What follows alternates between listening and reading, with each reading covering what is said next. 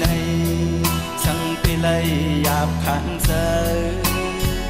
จากก่อนปนมาไลมีโวดจึงคือเฮาหักกันห้ามได้อยู่วงจมกัน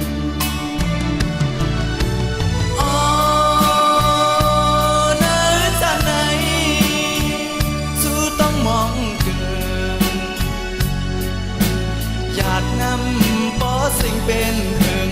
ก็ไล่ตั้งขึ้นลินเสมองย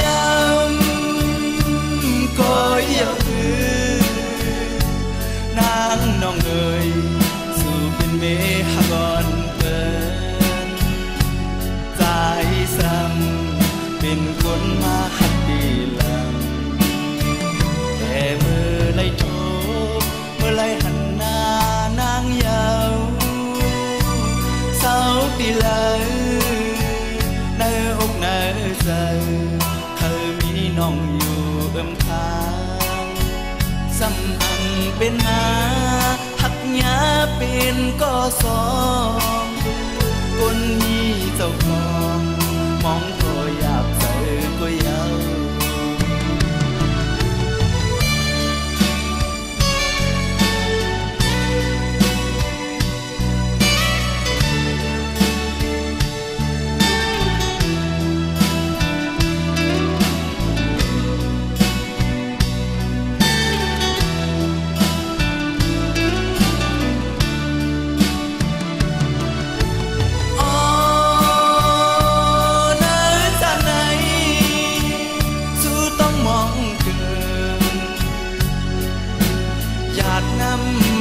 สิ่งเป็นหึง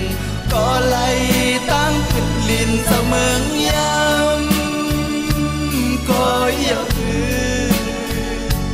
นางน้องเอ๋ยสู่เป็นเมหะกอนเปินใจซ้ำเป็นคนมาหักดีลำแต่เมื่อไล่โทเมื่อไล่หันหน้านางยาว